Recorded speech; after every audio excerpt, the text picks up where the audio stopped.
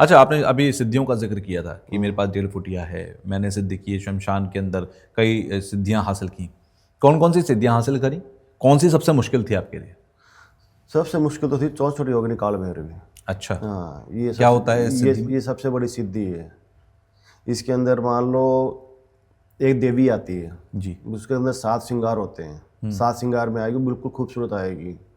जब ज्यों ज्यों पास में आती जाएगी ना, ज्यों ज्यों उसका विकराल रूप होता जाएगा। अच्छा। हाँ, अगर मैं कच्चे दिल वाला होगा वो तो देख नहीं पाएगा, वो उसको ही कि मर जाएगा। और जो 1.5 फुटे होते हैं उनको भी मैंने सिद्ध किए हैं, पर गुरु वे सिद्ध नहीं किया जाते हैं। तो मेरे गुरु के साथ ही मैंने ये सिद्ध किया था कि 1.5 फुटे ऐसे होते हैं, अगर उनको मालूम पड़ेगा ना आप कच्चे हो और आप सिद्ध कर रहे हो तो वो आपकी बलि ले लेंगे तुरंत ही। अच्छा। हाँ जी, हाँ जी। और वो भी बता के लेंगे कि इतने तारीख को मैं तेरी बलि लूँगा, फिर कोई नहीं बता सकता उसको। आपका क्या अनुभव रहा जब आप ये सिद्ध कर रहे थे सारी चीज़ें? मैं तो देखो जी, और कितने साल पहले की बात है ये? मैं आपको सारा बताता हूँ। जी। जी, मैं इनको गोद आया हूँ, मेरे गुरु को मुझे गोद दिया गया है। अच्छा। मेरे मम्मी पापा के बच्चे नहीं होते थे, तो इनके पास गए थे, मेरे गुरु के पास। इन्होंने उनको आशीर्वाद दिया, बोला तुम्हारे 3 संतान होएगी, पहली संतान हमें दान करनी पड़ेगी। 12 साल की उम्र में 12 साल की उम्र में मैं इन लाइन में आ गया, अघोरी तांत्रिक में। जब मैं आया तो मैं पहले डर रहा था, घबरा रहा था, फिर सारी चीज़ देखी समझी। फिर अब तो खाली एक ही मन करता है कि दोबारा इस धरती पे इंसान का जीवन नहीं लेना। इंसान तो क्या जान, किसी का जीव नहीं, धरती पे आना ही नहीं है। क्यों? अघोरी तांत्रिक वही बनेगा जो धरती पर दोबारा नहीं आना चाहता। कभी सुना आपने अघोरी तांत्रिक मर गया हो? कभी सुना है? कभी नहीं सुना ना? कि वो समाधि लेते हैं। वो एक दिन पहले ही समाधि ले लेंगे, उनको पता है कि कल हमारी मृत्यु हो जाएगी, तो एक दिन पहले ही समाधि ले लेते हैं वो। समाधि का मतलब अपनी इच्छा से अपने प्राण त्याग देना। बिल्कुल बिल्कुल। इतनी शक्ति होती है? और बिल्कुल, और वो भी हवन में ऐसे ऐसे समाधि लेते हैं बैठ के। जब फिर मेरे गुरु ने समाधि ली तो सारी गद्दियाँ वो मैं ही संभाल रहा हूँ। अच्छा। हाँ जी, हाँ जी। तो आप बता रहे थे कि आपका अनुभव कैसा रहा जब आपने सिद्धियां करना शुरू करी। पहली सिद्धि कौन सी थी आपकी? पहले मेरी भैरव सिद्धि।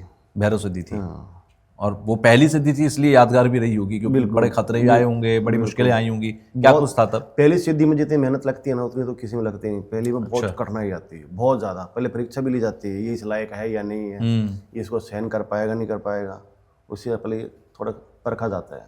तो शमशान में क्या हुआ था जब आप सिद्धि कर रहे थे? उस वक्त शमशान की हवाएं बदलती हैं, क्योंकि एक आम आदमी के लिए तो शमशान सिर्फ दिन में दिखाई देता है। बिल्कुल। रात का माहौल क्या होता है वहां पर? शमशान घाट ना कभी भी अशुद्ध नहीं, सर शुद्ध जगह है। अच्छा। वो शुद्ध जगह की, और जहाँ 5 तत्वों की मुक्ति हो रही है, इंसान की 5 तत्वों से बना है, उनकी मुक्ति वहाँ हो रही है, तो उससे शुद्ध जगह और क्या होगी। पर रात को इसलिए नहीं जाना चाहिए कि रात को क्या अघोरी तांत्रिक वहाँ काम करते रहते हैं, तो शमशान भी जाग जाता है, और फिर वहाँ जो आत्मा भटकती है फिर वो परेशान कर देती है। जब ये बोलते हैं कि रात को शमशान घाट नहीं जाना चाहिए। ये जी, तो भैरव की सिद्धि आपने शमशान में रात में ही की थी? बिल्कुल बिल्कुल रात में। क्या हुआ था उस टाइम? आपको कुछ ऐसा दिखा या आपको डर लगा? कुछ हुआ ऐसा? बिल्कुल जी, भैंसे पे मैं क्या बताऊँ, भैंसा भी देखा। और मतलब दिखने का मतलब क्या होता है? एक होता है इल्यूजन की भाई मुझे ऐसा लगा कि भैंसा था, एक होता है मेरे सामने खड़ा था। वो मतलब कि ऐसा महसूस होगा कि भैंसा भाग के आ रहा हो और आप मतलब कि वो माला जप रहे हो, वो हवन कर रहे हो, आपको लगेगा ये आकर मुझे मारेगा, पर उस तरह इग्नोर किया जाता है। अच्छा। हाँ, कि वो जैसे ही पहले वो भंग करने की कोशिश करते हैं कि सिद्धि ये प्राप्त ना हो, ये सिद्धि प्राप्त ना कर पाए।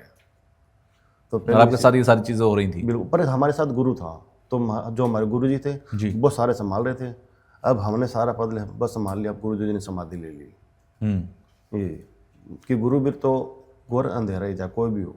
तो अब ये लोग घर पे टोटके वगैरह ये करते हैं तो वो गलत कर रहे हैं। आपने देखा चौराहे पर मिट्टी के लाल कपड़े, वो मिट्टी के बर्तन पड़े होते हैं, तो वहाँ जाके लोग टोटके भी करते हैं, पर उनको ये पता चौराहे को छोटी मोटी चीज़ नहीं है, बिल्कुल कभी उल्टा भी पड़ सकता है। तो मैं तो ये कहना चाहूँगा इस वीडियो के माध्यम से, घर पे कोई टोटका ना करे। अगर कोई गुरु और कोई गाइड उनको कर रहा है फिर करें, अकेले मोबाइल में देख के या टीवी में देख के ऐसे ना करें। यूट्यूब से लेकर गूगल तक बहुत सारे उपाय लिखे हुए हैं। वशीकरण करना है तो आप फलाने का ये चीज कर दीजिए, वो चीज कर दीजिए, और दीवारों से लेकर गूगल तक बहुत सारे। बल्कि हम अगर रील भी जब अपनी डालेंगे तो नीचे 10 लोग कमेंट कर देंगे कि हमने फलाने गुरुजी से वशीकरण कराया था और ऐसा कराई। तो इस तरीके के भी कमेंट आते हैं। आप क्योंकि उन लोगों के बीच में बैठते हो, आपको ज्यादा पता होगा कितने लोग फेक हैं और कितने लोग असली हैं। देखो जी, जो 24 घंटा 72 घंटा ये बोल रहे हैं तो ये मान लो वो फेक है, और जो 5-6 हज़ार में वशीकरण कर रहे हैं वो सारे फेक है। 5-6 हज़ार में कोई वशीकरण नहीं, को आप किसी को वशीकरण को 5-6 हज़ार में कैसे हो जाएगा।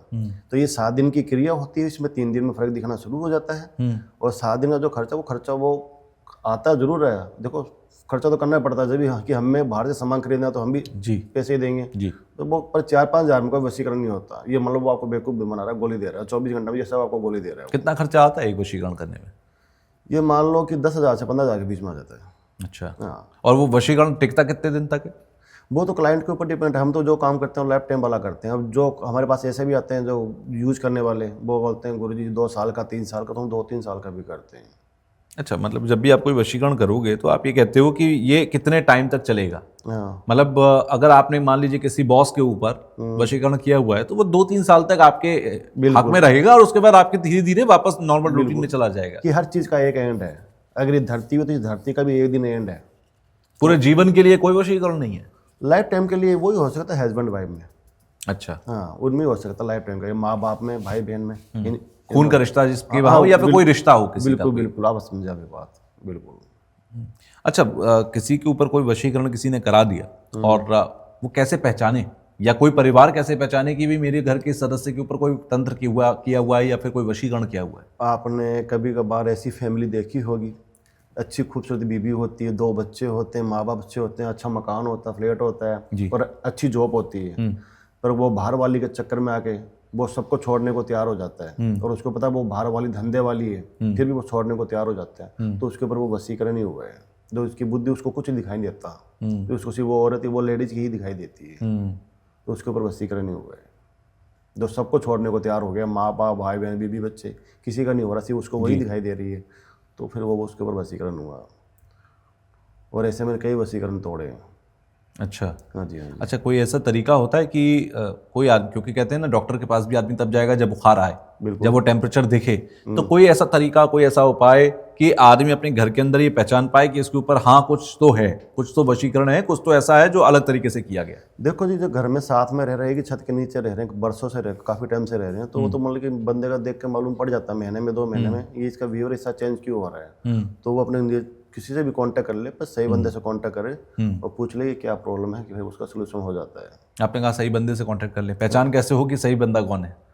देखो जी, हमें कॉल करना तो हमें पहले वीडियो कॉल करें, वीडियो कॉल पे देखें। हम तो जी साफ साफ सब काम करते हैं। बाकी जो फ्रॉडिंग होएंगे वो ना वीडियो कॉल करेंगे, ना वीडियो कॉल पे कुछ दिखाएंगे, वो समझ फ्रॉडिंग वाले काम है। और जो वीडियो कॉल पे दिखा भी रहा है, बात भी कर रहा है, समझ वो सही है। अपना फेस वही दिखाएगा जो सही होएगा।